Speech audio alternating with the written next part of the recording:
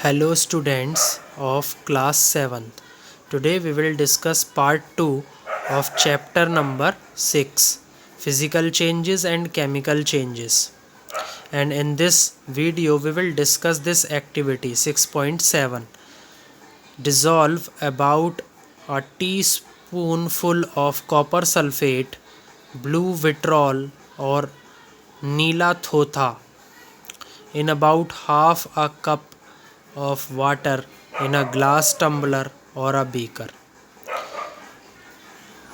Students, एक teaspoon full क्या ले लीजिए आप, कॉपर सल्फेट ले लीजिए और उसको हाफ कप ऑफ वाटर के अंदर घुलने दीजिए इन अ ग्लास टम्बलर और अ बीकर. जो आपको वाटर लेना है वो या तो आपको ग्लास टम्बलर में लेना है या फिर बीकर में लेना है. Add a few drops of dilute sulfuric acid to the solution.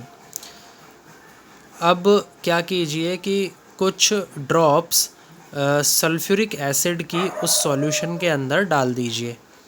You should get a blue colored solution. और जैसे ही आप सल्फ्यूरिक एसिड की ड्रॉप आप उस सॉल्यूशन के अंदर डालेंगे, you will get a blue colored solution.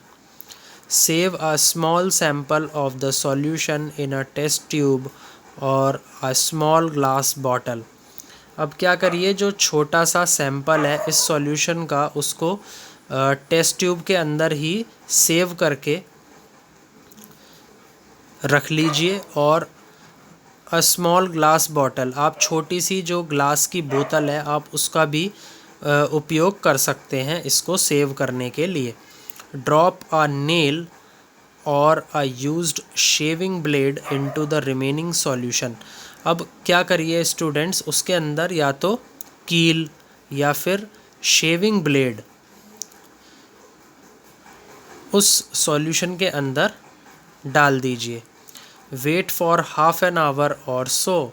अब आधा घंटे के लिए रुक जाइए. Observe the colour of the solution. आप क्या करिए, जो घोल बना है उसका जो रंग है उसको देखिए.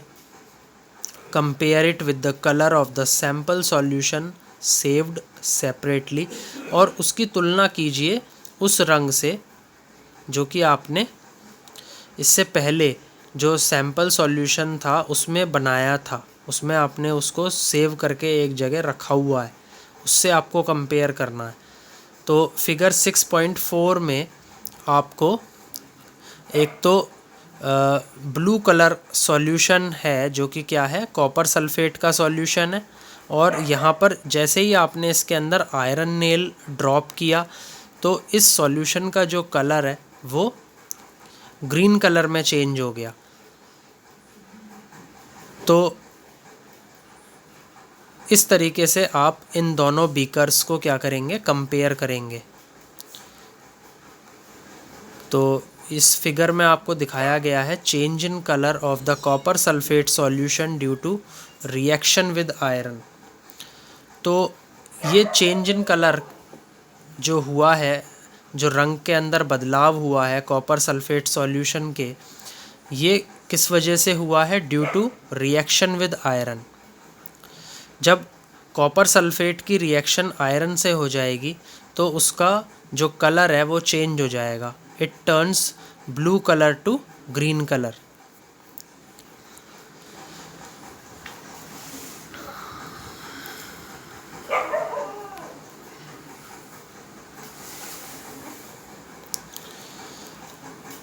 Do you see any change in the colour of the solution.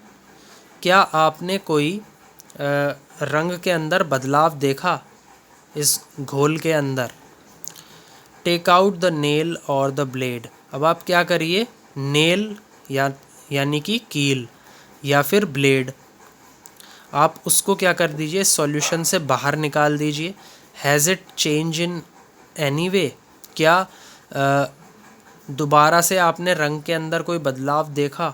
The changes that you notice are due to a reaction between copper sulphate and iron. तो जो भी बदलाव आपने अभी तक देखे students, these are due to the reaction reaction को students Hindi में बोला जाता है प्रतिक्रिया। तो ये कॉपर सल्फेट और आयरन की प्रतिक्रिया की वजह से आपने देखे। The change of colour of the solution from blue to green is due to the formation of iron sulfate, new substance। तो यहाँ पर स्टूडेंट्स ये जो एक्टिविटी है ये एक और उदाहरण सेट कर रही है कि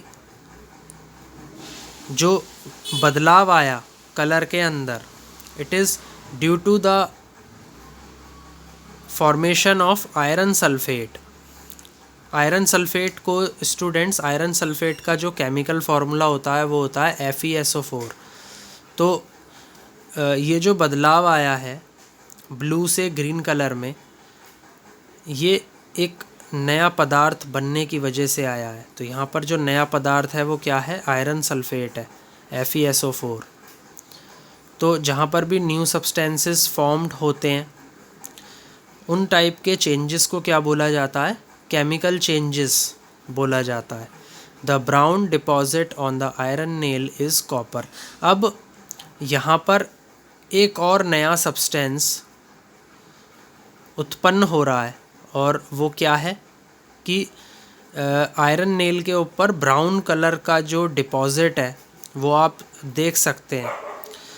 ये फिगर के अंदर भी दिखाया गया है। यहाँ पर ये क्या है? आयरन नेल है और इस पर ब्राउन डिपॉजिट है।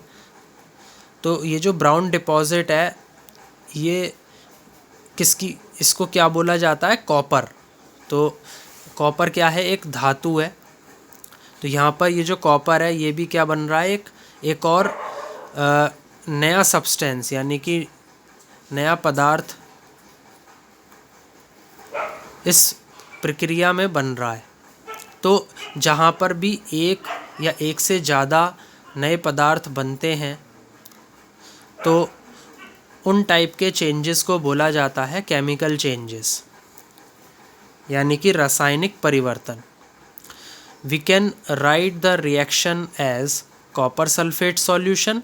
कॉपर सल्फेट सॉल्यूशन का जो कलर था वो था blue colour, plus iron.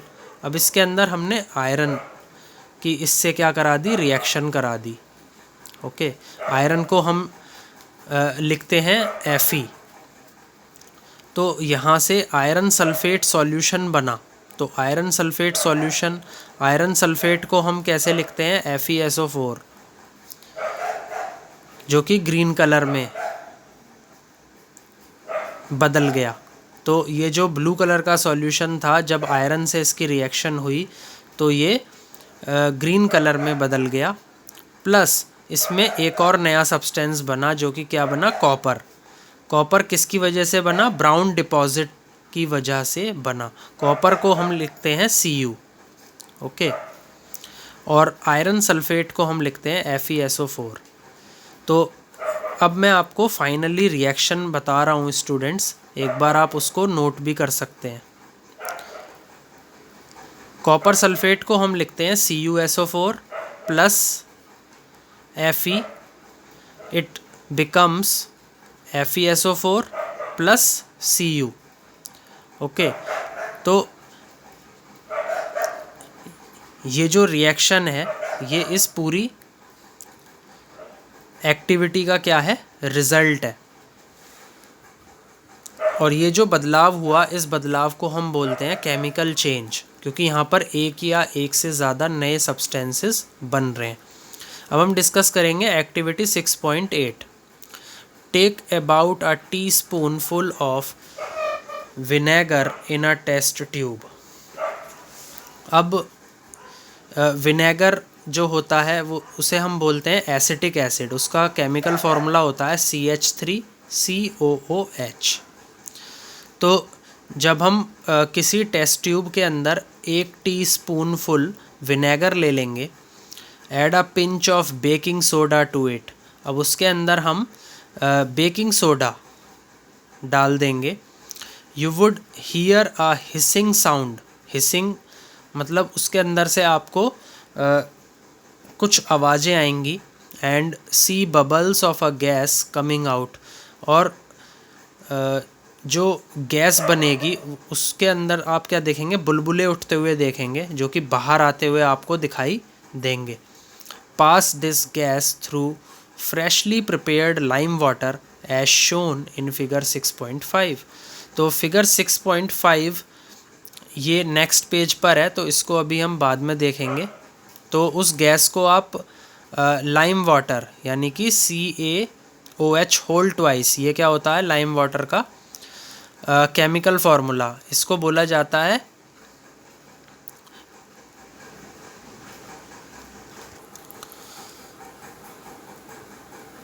Calcium hydroxide. Okay, what happens to the lime water. अब जो लाइम वाटर है, लाइम वाटर को हम बोलते हैं चूने का पानी। अब चूने के पानी को क्या हुआ, ये क्वेश्चन यहाँ पर अराइज होता है। The change in the test tube is as follows. जो बदलाव उस टेस्ट ट्यूब में हुआ, आइए स्टूडेंट्स उसको देखते हैं कि क्या क्या बदलाव हुए।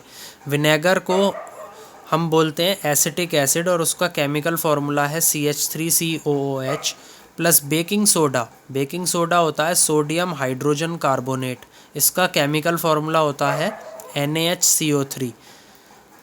It becomes carbon dioxide. Carbon dioxide gas जो होती है वो क्या देती है, ब्रिस्क एफरवेसेंस देती है। तो ब्रिस्क एफरवेसेंस की वजह से उसमें हिसिंग साउंड आता है। ओके, प्लस अदर सब्सटेंसेस, और कुछ अन्य पदार्थ भी इस रिएक्शन में हमें मिल जाते हैं। The reaction between carbon dioxide and lime water is as follows. अब जो प्रतिक्रिया कार्बन डाइऑक्साइड और लाइम वाटर के बीच में होती है उसको देखते हैं। Carbon dioxide CO2 plus lime water होता है calcium hydroxide CaOH whole twice. It becomes calcium carbonate. Calcium carbonate का केमिकल फार्मूला है CaCO3 प्लस वाटर। ओके, तो यहाँ पर एक नया सब्सटेंस हमें मिल रहा है इस रिएक्शन में। जब आप कार्बन डाइऑक्साइड गैस को लाइम वाटर में पास करेंगे then it becomes calcium carbonate. तो कैल्शियम कार्बोनेट आपको एज अ प्रोडक्ट आपको इस रिएक्शन में मिलेगा प्लस वाटर। तो ये देखिए स्टूडेंट्स, सेटअप देखिए फिगर 6.5 में। इस सेटअप में क्या किया गया है, जो गैस है, गैस कौन सी है, कार्बन डाइऑक्साइड, उसको लाइम वाटर के अंदर पास किया गया है। तो कार्बन डाइऑक्साइड गैस को जैसे ही आप लाइम वाटर के अंदर पास कर देंगे, ओके, तो it turns lime water milky. Okay,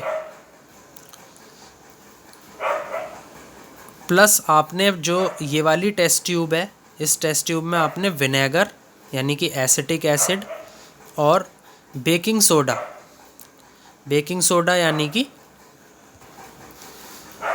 sodium hydrogen carbonate, उसको आपने इस टेस्ट ट्यूब में उसका मिक्सचर ले रखा है। जब ये रिएक्ट करते हैं तो कार्बन डाइऑक्साइड गैस बनेगी। ओके, तो जो कार्बन डाइऑक्साइड गैस है वो ब्रिस्क एफरवेसेंस देगी, जिसकी वजह से आपको हिसिंग साउंड आएगा और आपको इस मिक्सचर के अंदर बबल्स उठते हुए नज़र आएंगे। फिर हमने क्या करा, एक सेटअप रेडी किया कि हमें ये जो कार्बन डाइऑक्साइड गैस है ये हमने किस में पास करी, लाइम वाटर यानी कि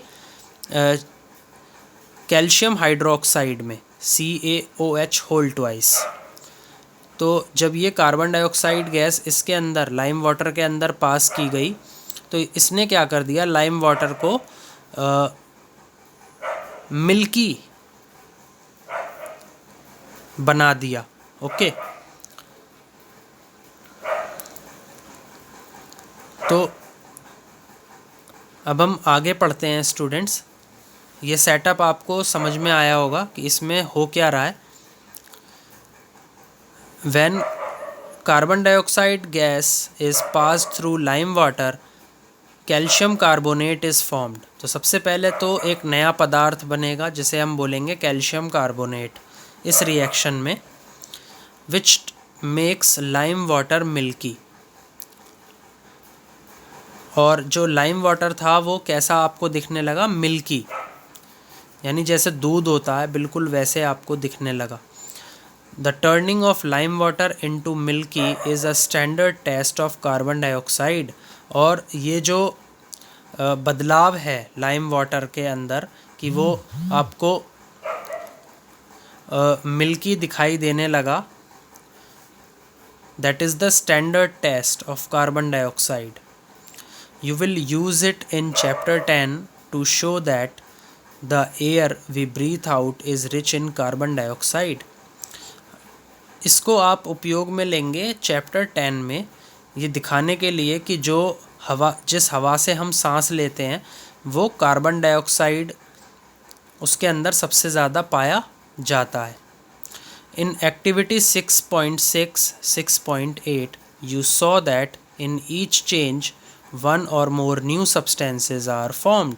अभी हमने स्टूडेंट्स 6.6 और 6.8 ये जो एक्टिविटीज़ हैं इनको डिस्कस किया। तो इसमें हमने देखा कि एक या एक से ज़्यादा नए पदार्थ इसके अंदर बन रहे थे। इन Activity 6.6 the ash was the new substance formed when magnesium was burnt. Activity 6.6 में हमने ये देखा था स्टूडेंट्स कि उसमें एक नया पदार्थ बन रहा था, आयरन ऑक्साइड, जिसे हम बोलते हैं ऐश। एक नया सब्सटेंस है, एक नया पदार्थ है जब हमने मैग्नीशियम को जलाया। In activity 6.7 the reaction of copper sulfate with iron produced iron sulfate and copper. Activity 6.7 में हमने देखा स्टूडेंट्स एक प्रतिक्रिया को होते हुए, एक रिएक्शन को होते हुए जिसमें कॉपर सल्फेट यानी कि CuSO4 की हमने रिएक्शन किससे करवाई, आयरन से यानी कि Fe से। तो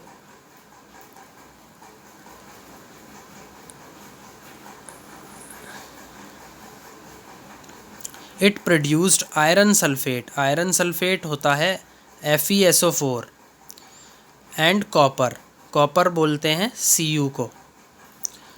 both of these are new substances. तो यहाँ पर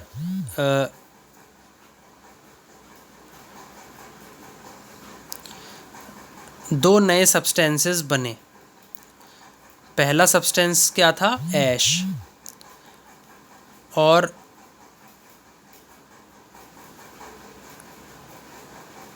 दूसरा जो नया पदार्थ बना था दूसरी रिएक्शन में वो क्या था, आयरन सल्फेट, और तीसरा नया पदार्थ था कॉपर। तो जब इतने सारे नए सब्सटेंसेस एक ही रिएक्शन में बनते हैं then those changes are called as chemical changes. Copper was deposited on the shaving blade of iron. तो जो कॉपर था वो कहाँ पर इकट्ठा हो गया था, जो आयरन ब्लेड था, शेविंग ब्लेड था आयरन का, उसके ऊपर इकट्ठा हो गया था। In activity 6.8 vinegar and baking soda together produced carbon dioxide which turns lime water milky. और एक्टिविटी 6.8 में हमने देखा था कि जो विनेगर है यानी कि एसिटिक एसिड है, जब हमने उसकी रिएक्शन बेकिंग सोडा से कराई, बेकिंग सोडा यानी कि सोडियम हाइड्रोजन कार्बोनेट NaHCO3 से हमने इसकी रिएक्शन कराई, तो उसने कौन सी गैस प्रोड्यूस करी, कार्बन डाइऑक्साइड गैस, विच टर्न लाइम वाटर मिल्की। उसने क्या करा था, जो लाइम वाटर है, लाइम वाटर क्या होता है, कैल्शियम हाइड्रोक्साइड, उसने लाइम वाटर को मिल्की कर दिया था। Can you name the new substance formed in this reaction, कि इस रिएक्शन के अंदर जो नया पदार्थ हमें मिला क्या आप उसका नाम बता सकते हैं स्टूडेंट्स। तो यदि आप वो नाम जानते हैं तो आप वो नाम मुझे कमेंट सेक्शन में लिख करके बताइएगा।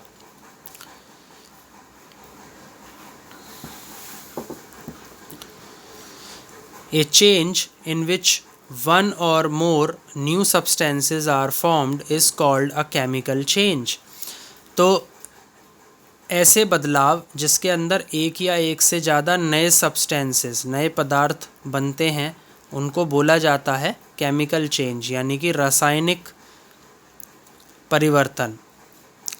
अ chemical change is also called a chemical reaction. और जो केमिकल चेंजेस होते हैं उनको हम केमिकल रिएक्शन यानी कि रासायनिक प्रतिक्रिया भी बोलते हैं। Chemical changes are very important in our lives. जो केमिकल चेंजेस होते हैं यानी कि जो रासायनिक परिवर्तन होते हैं, ये हमारी ज़िंदगी के अंदर बहुत ज़रूरी होते हैं। All new substances are formed as a result of chemical changes. तो सभी नए पदार्थ जो बनते हैं ये केमिकल चेंजेस की वजह से ही बनते हैं। For example, if a metal is to be extracted from a ore. अब हम एक एग्ज़ाम्पल से इसको समझेंगे कि एग्ज़ाम्पल क्या है। अगर हम किसी धातु को किसी अयस्क से निकालें, such as iron from iron ore, कि हम आयरन यानी कि लोहे को लोहे की जो अयस्क है उससे निकालें, we need to carry out a series of chemical changes. तो हमें ज़रूरत पड़ेगी एक सीरीज़ की जिसके अंदर बहुत सारे केमिकल चेंजेस होंगे। A medicine is the end product of a chain of chemical reaction. और जो दवाई है वो भी क्या है, एक एंड प्रोडक्ट है उस चेन ऑफ केमिकल रिएक्शंस का।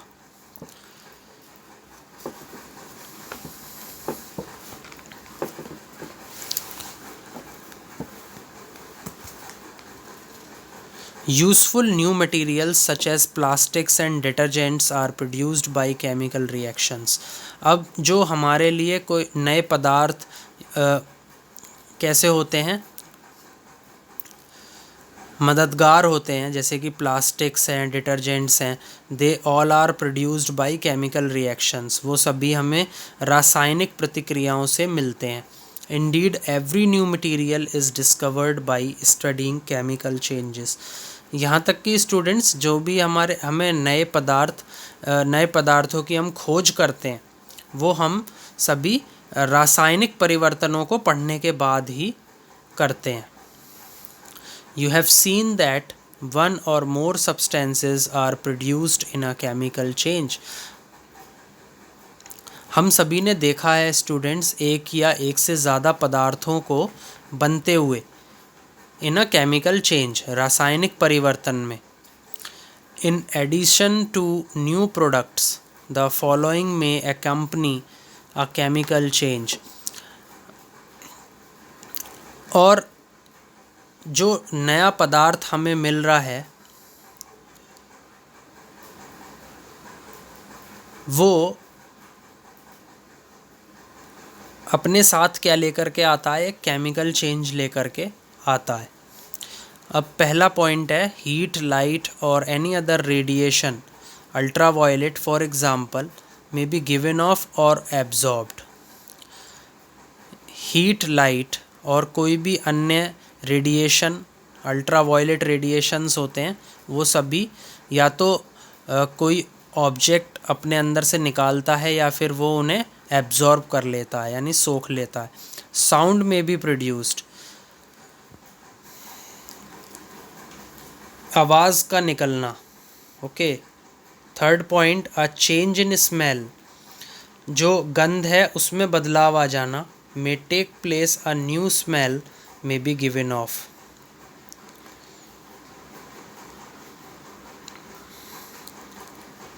तो अगर गंध में बदलाव आ रहा है वहाँ पर भी आप क्या समझ लें कि केमिकल चेंज हो रहा है। और अ new smell may be given of, या फिर आपको कहीं से कोई नई गंध आपको मिल रही है, that is also a type of chemical change. A colour change में टेक प्लेस, यदि अभी हमने डिस्कस किया था एक्टिविटीज़ में भी कि कलर चेंज जहाँ पर हो रहा है वहाँ पर भी क्या होता है, केमिकल चेंज होता है। गैस में बी फॉर्म्ड, अभी हमने एक और एक्टिविटी पढ़ी थी स्टूडेंट्स, उसके अंदर कार्बन डाइऑक्साइड गैस बन रही थी, तो कहीं पर भी अगर गैसेस बन जाती हैं that is also a type of chemical change, because वहाँ पर केमिकल रिएक्शंस हो रहे हैं, that is why those changes are converted into chemical changes. Let us look at some examples. अब हम कुछ एग्जाम्पल्स देख लेते हैं students. You saw that burning of magnesium ribbon is a chemical change. Magnesium ribbon का जलना क्या कहलाता है? रासायनिक परिवर्तन। बर्निंग ऑफ कोल, वुड और leaves is also a chemical change. कोयला, लकड़ी और पत्तियाँ, इनका जलना भी क्या कहलाता है? रासायनिक परिवर्तन कहलाता है। In fact burning of any substance is a chemical change. और यहाँ तक कि किसी भी पदार्थ को अगर आप जला रहे हैं that is a chemical change. जैसे कि इसको हम एक एग्ज़ाम्पल से समझेंगे। अगर मैं पेपर यानी कि कागज़ को जला दूं, बर्निंग ऑफ पेपर, तो वो क्या है? केमिकल चेंज है। Burning is always accompanied by production of heat. तो जो जलन है वो जो तपिश है, जब वो तपिश निकलती है उसके साथ ही हमेशा होती है।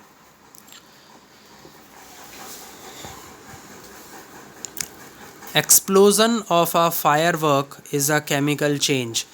यदि आप फायरवर्क्स यानी कि कोई पटाखे वगैरह जलाते हैं, उसका जो जलना है that is also a type of a chemical change.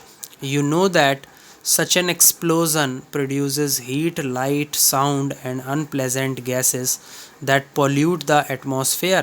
और ये जो पॉइंट्स हैं जैसे कि हीट प्रोड्यूस होना, लाइट प्रोड्यूस होना, साउंड प्रोड्यूस होना या अनप्लेजेंट गैसेस जो कि हमारे वातावरण को प्रदूषित करती हैं, उनका निकलना, ये सभी किसके अंदर काउंट होते हैं? केमिकल चेंजेस के अंदर काउंट होते हैं।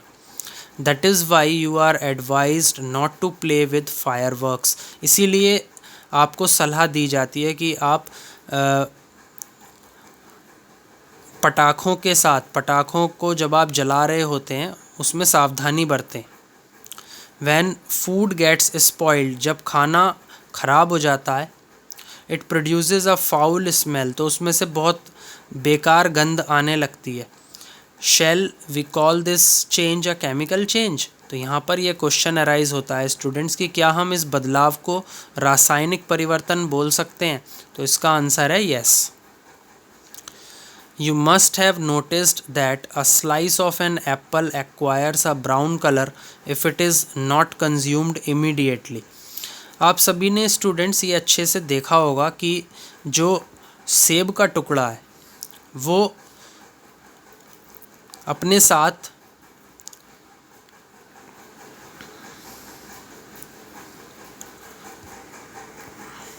हासिल करता है brown colour if it is not consumed immediately. अगर उसे तुरंत ना ग्रहण किया जाए तब तक उस पर ब्राउन कलर आ जाता है। तो ऐसा क्यों होता है स्टूडेंट्स? इसके पीछे एक रीज़न है, आप उसको नोट डाउन कर सकते हैं। Apple turns brown because of a chemical reaction. जब सेब ब्राउन कलर में बदल जाता है तो ये क्यों होता है? It is due to chemical reaction, और उस केमिकल रिएक्शन को हम बोलते हैं ऑक्सीडेशन। तो अभी हमने पढ़ा था कि जहाँ पर भी केमिकल रिएक्शंस होते हैं वो सभी बदलाव किस में काउंट होते हैं? केमिकल चेंजेस में काउंट होते हैं। तो यहाँ पर भी कौन सी केमिकल रिएक्शन हो रही है? ऑक्सीडेशन रिएक्शन हो रही है। तो इस वजह से जो वो एप्पल है वो ब्राउन कलर में चेंज हो रहा है। और कलर चेंज भी हमने पढ़ा था, तो कलर चेंज भी हो रहा है, तो वो चेंज भी किस में काउंट होगा? केमिकल चेंज में काउंट होगा, which is caused by oxygen from the air. और ऐसा क्यों हो रहा है? इसके पीछे क्या रीज़न है कि वो ऑक्सीजन की वजह से हो रहा है। तो ऑक्सीजन किससे रिएक्ट? ऑक्सीजन रिएक्ट करके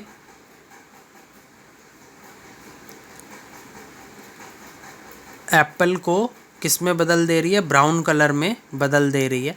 और इसमें कौन सी रिएक्शन हो रही है, ऑक्सीडेशन रिएक्शन हो रही है। तो इसलिए हम इस बदलाव को भी क्या बोल सकते हैं, रासायनिक परिवर्तन बोल सकते हैं, यानी कि केमिकल चेंज बोलते हैं। If you have not seen this change in color, cut a fresh slice of apple and keep it away for some time. अगर आपने ये जो बदलाव है रंग के अंदर नहीं देखा है तो आप क्या करिए, एक स्लाइस, एक टुकड़ा सेब का काट लीजिए और फिर उसको कहीं रख दीजिए फॉर सम टाइम, कुछ समय के लिए। Repeat the same activity with the slice of potato और ब्रिंजल। तो जो आलू है और बैंगन है उनके साथ भी आप ये एक्टिविटी करके देख सकते हैं। There also you will see the change in the colour of potato and brinjal.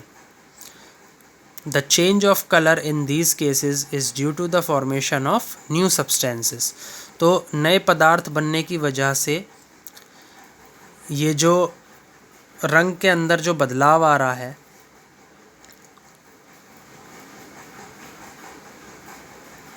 ये क्या कहलाता है, केमिकल चेंज कहलाता है। Are not these changes chemical changes? तो इसका आंसर होगा yes, these all changes are chemical changes. In chapter 5 you neutralized an acid with a base. Is neutralization a chemical change? तो चैप्टर 5 में आपने neutralisation reaction पढ़ी होगी students, उसमें आपने एसिड और बेस को क्या किया था, रिएक्ट किया था, और रिएक्ट करने के बाद आपको उसमें न्यू सब्सटेंस मिल रहा था। तो वो न्यू सब्सटेंस क्या था, सॉल्ट। तो जहाँ पर भी कोई भी रिएक्शन होती है और उसमें आपको एक या एक से ज़्यादा नए सब्सटेंस मिल जाते हैं, then that changes are called as chemical changes. तो न्यूट्रलाइजेशन आपके लिए क्या हो गई, आपके लिए क्या हो गया, केमिकल चेंज हो गया। तो इसका आंसर होगा yes, because in neutralization we get new substance known as salt and water. Okay. तो इस रिएक्शन में एक या एक से ज़्यादा नए सब्सटेंस बन रहे हैं, that is why neutralization is called a chemical change. So students, I think आपको केमिकल चेंजेस और अच्छे से समझ में आए होंगे इस वीडियो में। Please like, share and subscribe my video. Thank you.